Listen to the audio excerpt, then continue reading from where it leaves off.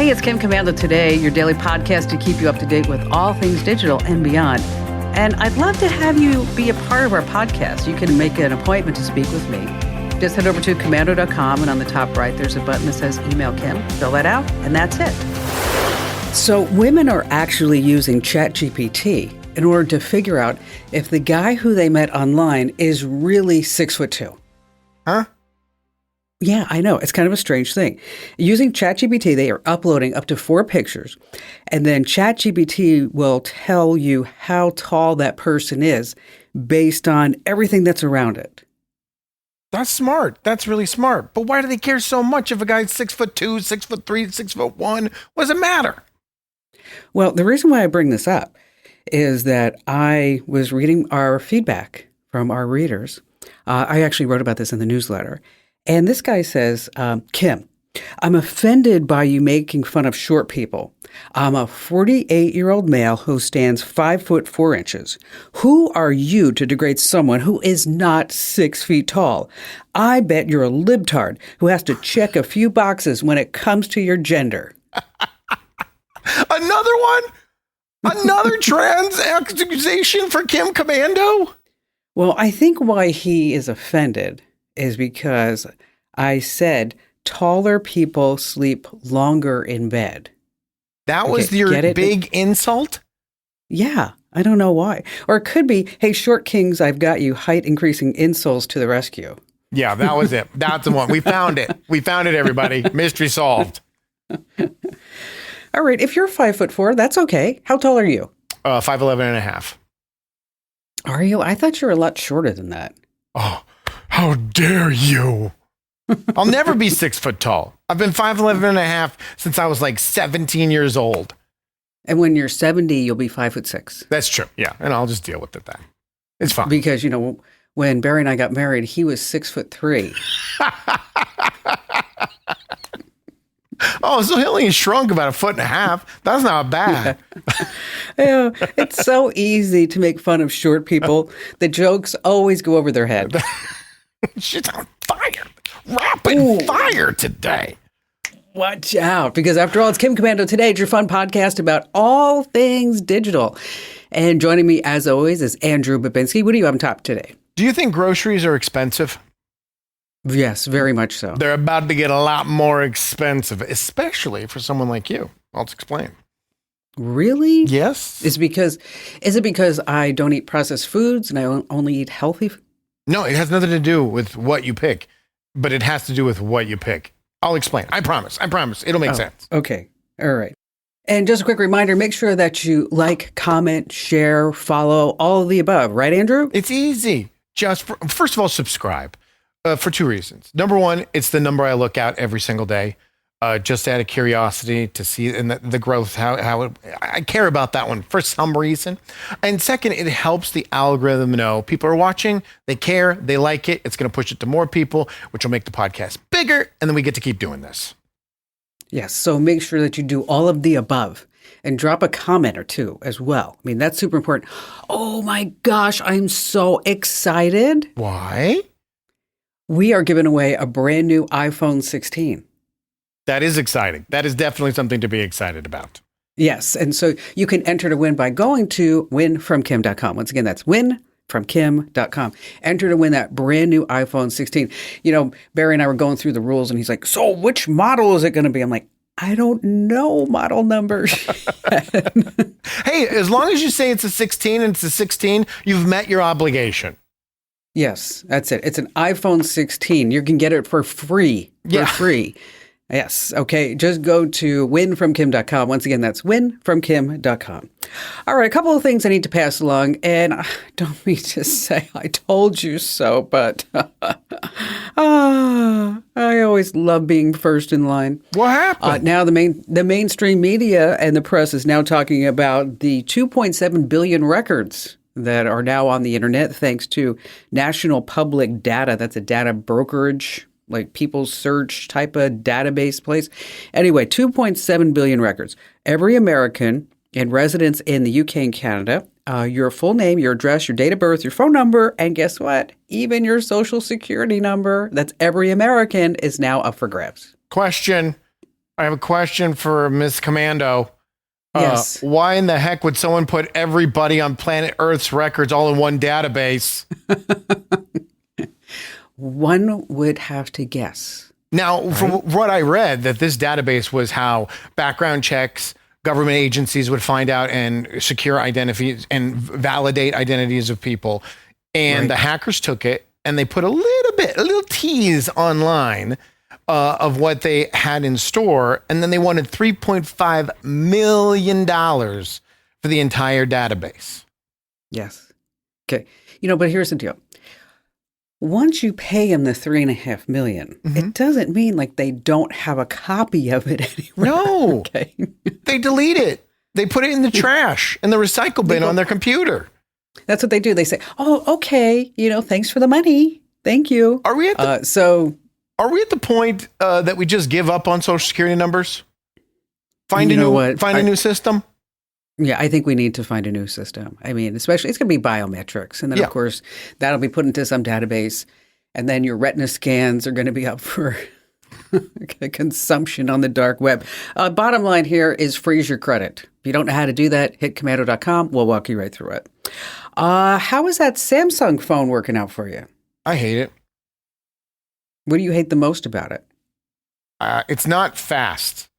What I mean is with an iPhone, and it may be just because I know what I'm doing. With an iPhone, everything I multitask. I'm using a browser, I'm using an app, I'm using an email all at the same time.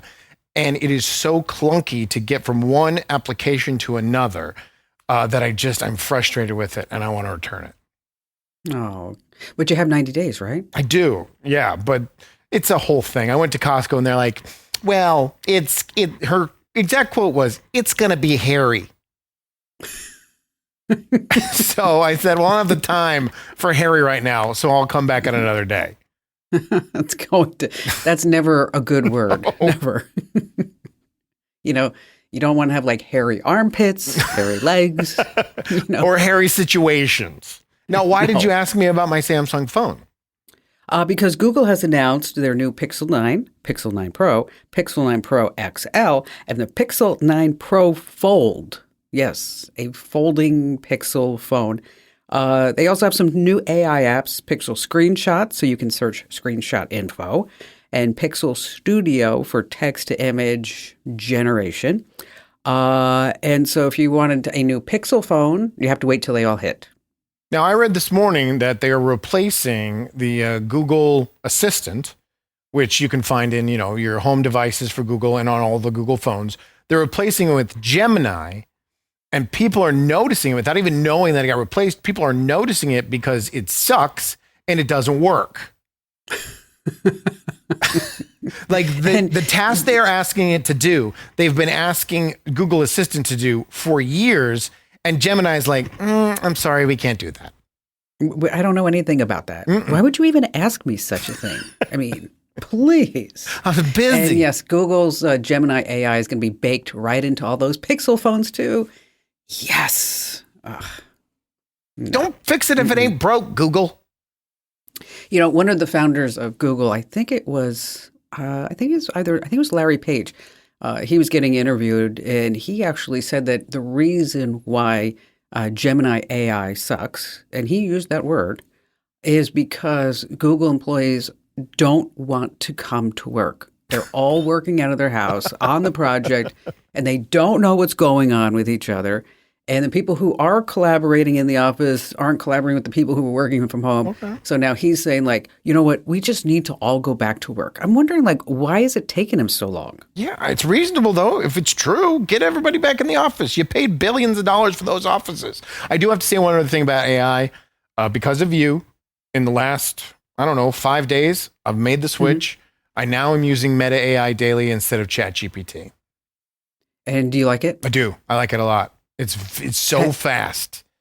Okay. Have you played with it with your daughter? Yes, we did the image thing. We couldn't get, the example that you showed us where you type imagine and then you just start describing something and it's editing in real time. I don't know if that feature was down, but it wasn't doing it in real time. But when you hit go, you get 4 options for an image and they're really good. And I can't believe right now that this is all for free. I know I'm going to get comfortable with it, and then they're going to smack a $14 a month on me. Oh, for sure. For sure. I think it's going to be closer to 20. Did you actually sign in at meta.ai? Yeah, I signed in through Facebook. You did? Okay. All right. Because I was thinking maybe that's why, or maybe they just know that it's me and they say, oh, we have to show Kim all of the latest and greatest. It's great, though. It's really good. I mean, it's definitely comparable to ChatGPT with the results that I'm seeing. Yeah, it's pretty awesome. That's meta.ai. And we don't often talk in a positive tone about Meta. No. But this is actually something that is worth looking at. Again, that's meta.ai. 2 thumbs up. All right. This next story is something, it's not happy, but it's something I want to pass along. Ford and Mazda, they issued do not drive warnings for almost 500,000 vehicles that are now being recalled because of the Takata airbags. You have to get a free repair. The Takata airbags are defective. They killed 27 people and have injured at least 400. So if you're driving a Ford or a Mazda with a Takata airbag, you need to go get the free repair. Bottom line there. Sooner than later. I mean, that's kind of an important part. Yes. Okay. We're not talking about the glove box lever. Go get your airbag fixed. For sure, 100%. And finally, it was a clickbait ad that I actually looked at, and it was the top 10 most visited websites around the world in 2024. Okay, so I have the top 10 list here. Number 10 is Yahoo Japan. Okay, that's I'm not really still sure a why it's thing? there. Yeah, okay, it's not really a big country. I've been there, a little tiny country. Who else? So then number 9 is Reddit. Okay. Okay.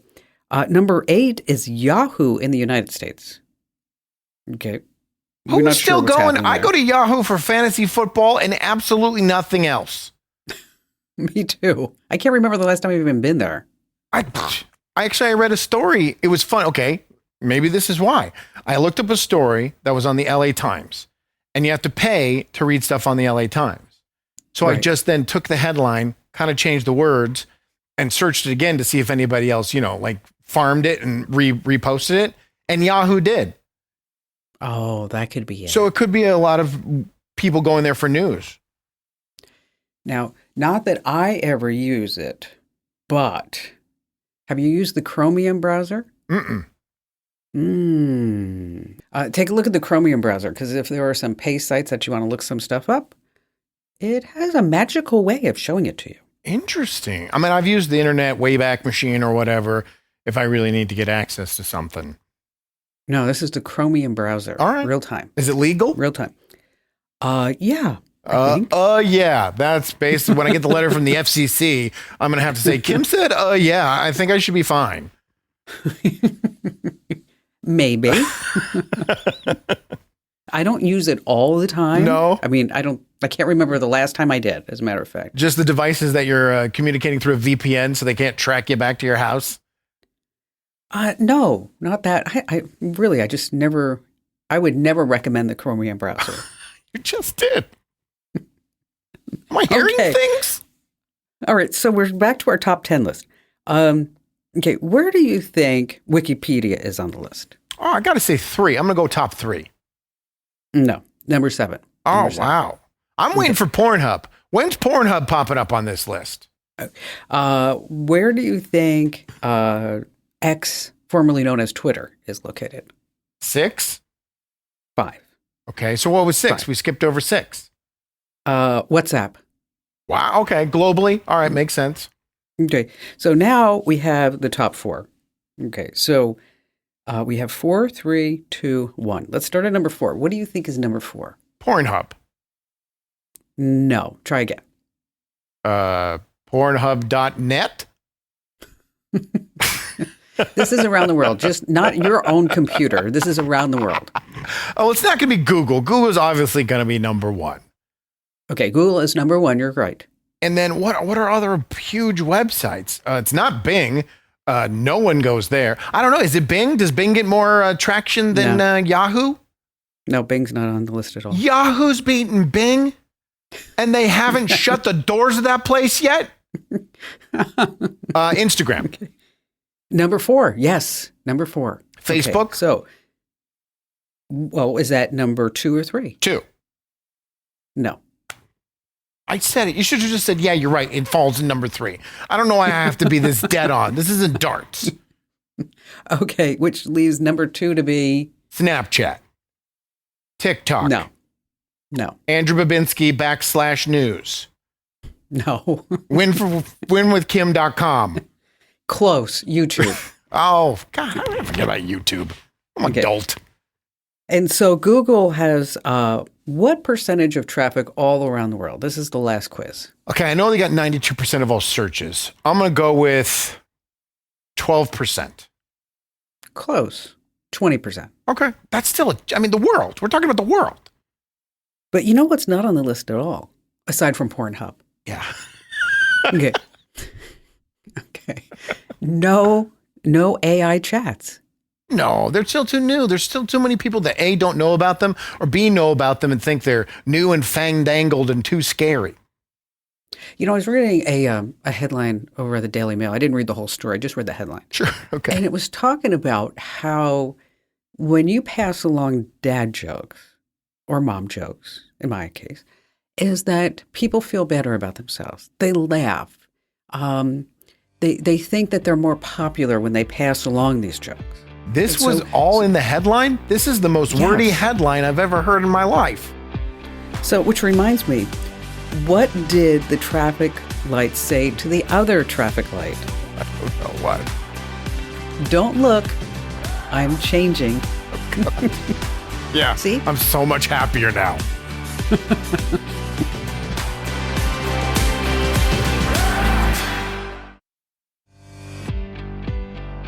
Hey, it's Kim Commando Today. It's your fun podcast about all things digital. Yes. And if you have not already subscribed to our YouTube channel, head over to youtube.com/Kim Commando, where you can find the most thrilling, exciting, just the most innovative yacht rock playlist in the history of mankind. I mean, it's where people are really debating whether or not I understand what yacht rock is. And that, and my response to them is, I have a yacht, and this is the rock that I play on my yacht. Are there literal comments on the playlist that some of this music that you've listed is not yacht rock? Yeah, I have gotten that. I told you this. Glenn Campbell. The day you put it out, I told you it wasn't yacht rock. Okay. You're trolling. You're clickbaiting with your yacht rock playlist. But some people love it. They do.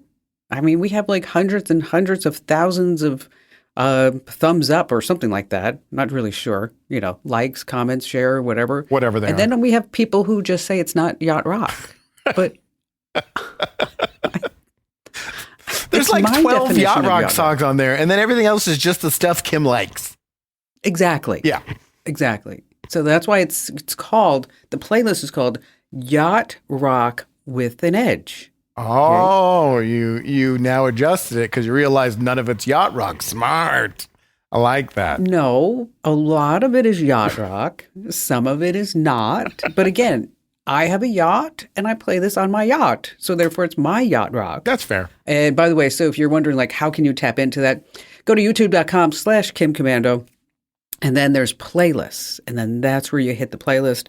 And, you can let us know if you really think if it's yacht rock or just a music playlist, something like that. I don't know if you're... So you were talking about my groceries. Yeah. I don't remember when we had an election in New York. It was a big national covered election for governor. And there was a guy who came out and said he's the leader and the only candidate from the rent is too damn high party. Well, right now, groceries are too damn high. And the Senate is worried they're going to get even higher because Kroger, which is the biggest grocery store chain throughout the country, they have 3,000 locations. Well, in 500 of them, and you're going to love this, they have implemented a dynamic pricing system. Ooh. Doesn't that sound good? Yes, because it's like maybe when they have too many eggs, they're going to lower the price. It's possible. Dynamic pricing is digital price tags that are on the shelves. The prices can be easily changed within seconds by anyone who is running the system at a grocery store, either locally or nationally. So like you said, they know they got a shipment of eggs coming in. They're going to try to get rid of all the eggs that are there, so they're going to bring the price down. Well, the Senate doesn't think that's what they're going to do with this dynamic pricing. What the Senate believes is not only are they going to gouge us, that's the Senate's word, with higher prices for ice cream on hot days, or raising the price of turkey right before Thanksgiving. Of course. They're also going to create a profile of the shoppers, and the price will change and adjust in real time based on your preferences and your income. So if you make more money, the price will go up because they know you can afford it and you'll still take it off the shelf. Or if it's a product that you've purchased a lot. Oh, but Kim buys Tide every single month. We know she's coming from Tide. We know she's brand loyal to Tide. When she walks down that aisle, the price of Tide is going to go up. So how do they know when I go to check out that I'm going to spend 50 cents more or whatever it is? Well, you'll see the price. Now, again, this is all fear from the government. This is a couple of senators getting together and saying, we think this may happen, so let's do something about it before it does.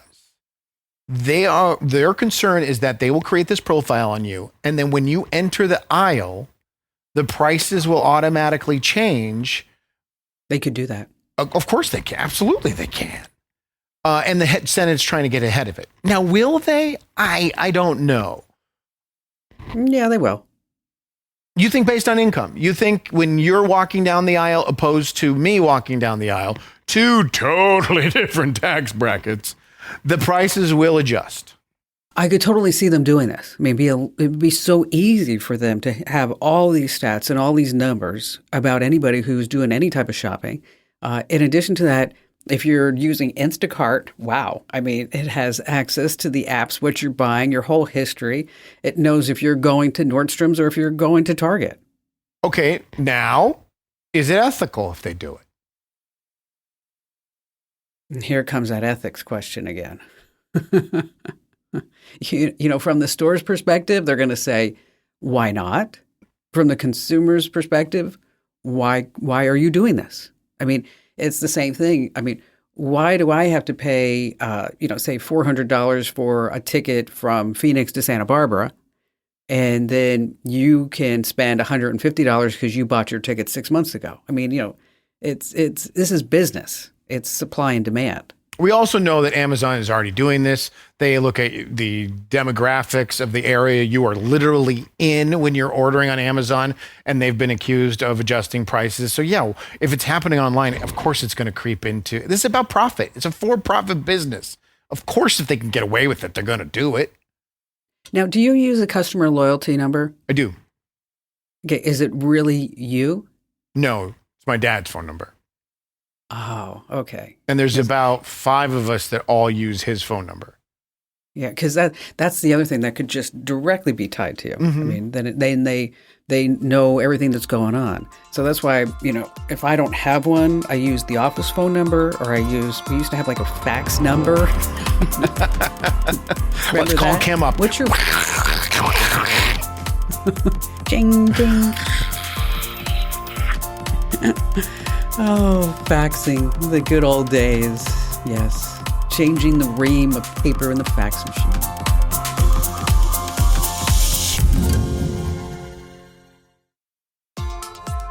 Hey, it's Kim Commando Today. It's your fun podcast about all things digital. And if you are listening to the audio version of the podcast, love that. And if you need more of me, because you're like, oh, Kim, bestow your infinite knowledge upon me. Well, that's where you can now get the Kim Commando Show as a podcast. Wherever you get your podcast, just search for Kim Commando Show. And by the way, you're going to see 2 versions. Just to make it clear, there are 2 versions of the Kim Commando Show. One with ads, that's free. One without ads, that costs you $3.99 a month. And so it's totally up to you. Just know that there are 2 different versions. All right. Do you have any thoughts about the royal, formerly known as Prince Harry and Meghan Markle? I mean, I'm sick of them, but otherwise, no. Yeah, I'm kind of sick of them too. Now, normally I wouldn't give them any attention in anything that we're doing. I mean, and if you look at their track record, Megan had Spotify podcasts, and they paid her a lot of money for it. How many podcasts did she actually do? Well, just the one, right? I think one. I was going to say one, maybe two, just one. And then Bill Simmons came out and literally called her the laziest person he's ever worked with and trashed her up and down because he was like the content advisor for Spotify. Yeah, I think, didn't he call her a grifter? That's right. That's what it was. Yes. Yes, a grifter. And then Harry came out with that book, The Spare. Okay, which totally trashed everybody in his whole family. Sure. Okay. And then Megan has produced, what is it, strawberry jam that's like $200 for a little jar. So it's like she's trying to copy Gwyneth Paltrow and her Goop website where they sell silly stuff for exorbitant amounts of money. And now she has dog biscuits that she's selling. All right. But you know, like you hear about it and then it goes away. Right. You know, and the reason why I'm bringing them up here is that they have come out and they are going to change the world. They are going to change the world. They're calling it the Parents Network. Okay, you're going to have to, hold on to your chair because this is like really exciting. They want to warn parents about the dangers of social media. Social media is possibly dangerous? Yeah, that's what they're saying. Yeah. Thank you. This power couple has shined a light on an aspect of the internet that I had no idea existed. I know. I'm thinking about how can I get them on the show here because I really want to know what they have to say. They're going to dig deep. Whatever they bring is going to be quality information that's probably already on the internet, and they're copying and pasting it and rebranding it and handing it to us. And if you want to support them, you can make a donation to their Archwell charity. Oh. You can do that. And if I don't want to support them and I still want the information, I don't have to donate, right? Yeah, but Archwell, if you look them up in Charity Navigator, they're not transparent. They don't say where the money's going. You don't donate to a place that doesn't give everything to Charity Navigator. That is like the number one rule when it comes to charities. Yeah, so I'm not really sure where the money's going. Do you? Maybe they gotta, buy more dog biscuits. The Parents Network, thank God for them. They will save us all. Thank God for them. Now, I'm almost neighbors with them. How's this? Explain? Well, and when I'm in Santa Barbara, our house is not very far from theirs. And so Santa Barbara, Montecito being a very small community. I mean, this is a very small community. I mean, you can't I know my mail lady. Okay. I mean, you can't sneeze without somebody saying, "Oh, how are you okay?" I mean, it's a lovely thing. I mean, I went sailing yesterday and everybody's like, taking pictures and people are playing music and, saying, "Are you liking sailing?" I mean, people who didn't even see me on the boat. Okay. Taking a sailing lesson as I was going to my car saying, "Hey, Kim, how was your sailing lesson?" I mean, it's very tight. So if they're your almost neighbors, why are you poking fun at them and not walking down with a whole pound of jam and trying to partner with them? Because they also have a bad rap here inside the community. Okay. There was an older gentleman who told me a story that he is their direct neighbor. And they put up like 5-foot fences on top of the already 6-foot fence around the property. And he's like, well, he wasn't terribly upset about that. He didn't like it because now he's looking at cement walls. But what really got him upset was that he's a historian. And for as long as he's lived here, for 60 odd years, he's been keeping track of the various homes and who live there and the history behind the house. Because a lot of these homes they were built in like the 20s because, people would come up to this part of California and they were celebrities in Hollywood. And so this is where they would go get a break. And so, again, that's why you have a lot of big homes.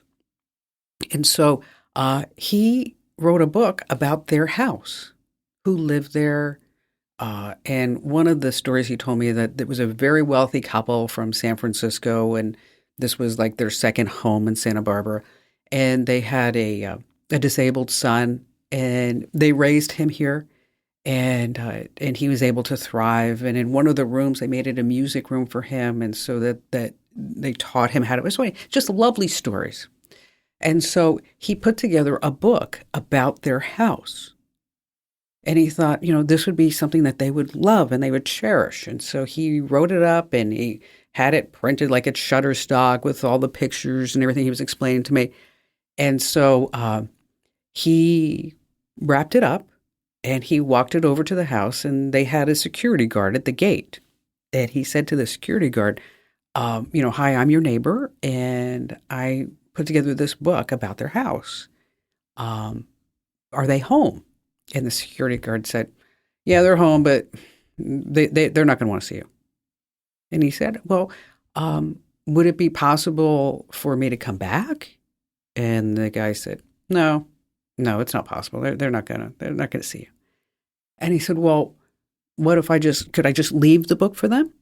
And he explained who he was. And, again, I wrote this book all about their house and I have the history.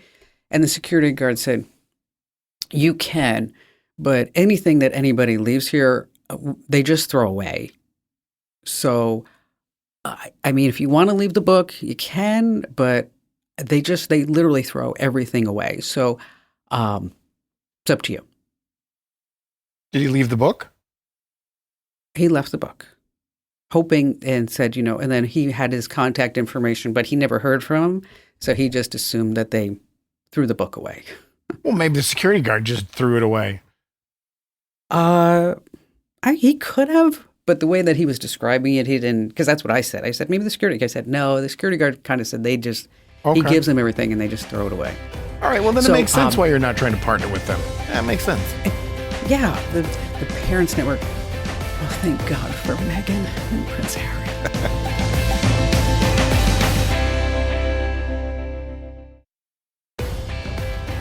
I have a confession to make, Andrew. What happened? When I say, like, people stop me on the street and they say, however can you be so smart? Yeah, I know when you say that. Yeah. Okay. Such a popular podcast and newsletter, and however can you be so kind to Andrew every single time that you're together with him? Right. It doesn't happen a lot, but it happens. When does it happen? When? You're sitting there swapping stories about the prince. No one's going to come up and then compliment you on how nice you are to me. That's true. I lied. Okay. You're right. Yeah. You're right. Figured. You're right. I did lie. But we are so glad that you're here with us. Because you know what? I don't pay you a lot of compliments, but you do a nice job. Nice. Okay, you do a great job. I know you love me. You don't have to compliment me in front of other people. I know what you say behind the scenes. Okay. Okay, you don't suck that bad. That's what I like. That's Kim Commando right there. All right, I got a quick story. What's going on with security? Yeah, I got a quick story for you. So, got in a car accident. Was without a car for 97 days. Went to pick up my vehicle yesterday. The insurance company had sent me a check for 10 grand that I was supposed to give to the auto body shop. I show up. Okay. I forgot the check. And I said to them, can you just release me the vehicle? I'll bring it tomorrow. The check's in your name. They said no. Had to have someone bring it. Gave them the $10,000. Got my vehicle. Great. Yay. This morning I wake up and at 8:50, I got an email, a phone call, and a text message, all from my insurance company stating the auto body shop is still owed $5,500 and that they want to electronically transfer me the money. And I just need to click on the link and put in my bank information, and they will send me the rest of the money so that I can get my vehicle released. Wow. You're kidding. The form inside of the email was the receipt. Well, not the receipt, but the invoice for all of the repair. And someone had taken Microsoft Paint and circled in blue my name, the claim number, and the amount still owed. So immediately, that's every red flag. the fact that it's multiple communication at one time, the fact that it's hand edited photos, the fact that I had 72 hours to put in my banking information so this transaction could be completed. These are all red flags. You agree? Right. 100%. So I go and call the main number to my insurance company, and don't call the number that's on the email because that could be a fraudulent number as well. Call the main number. I get to the guy that was supposed to send me it, and he's like, "What are you talking about? That's not fraud. Just click on the link and put in your info."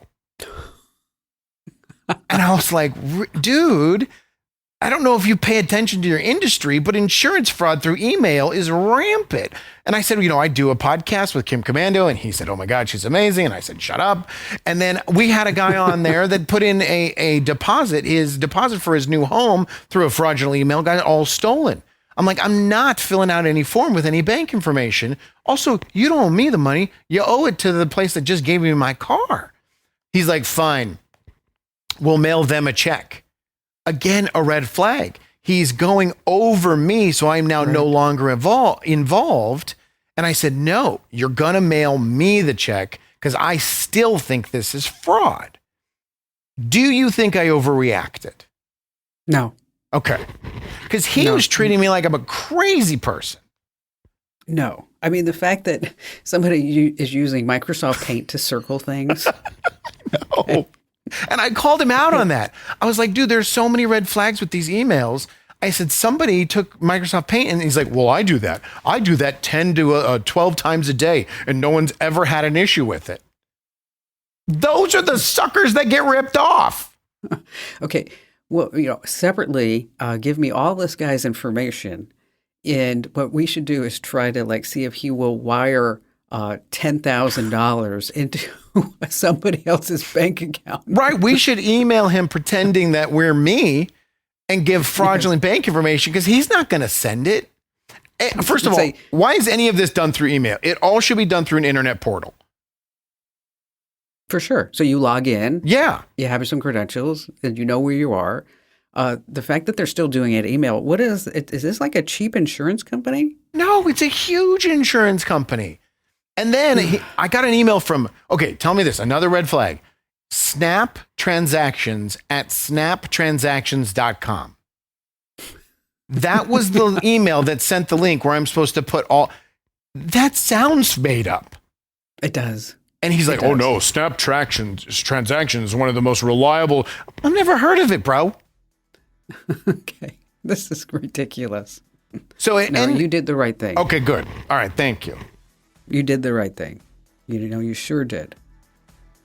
Oh my gosh. Hackers took over our system. They're not going to give us back access to our files until we tell them how good looking they are. Isn't that crazy? That's a demand we can meet. It's called the ransomware attack. That's good. I mean, I knew a punchline was coming, but that's a good one. That's smart. All right, you can take that one with you. Thank you. This program is a copyrighted production of Westar Multimedia Entertainment and protected by the copyright laws. Any rebroadcast or use of this program for commercial, business, economic, or financial purposes without the written permission of Westar Multimedia Entertainment is strictly prohibited.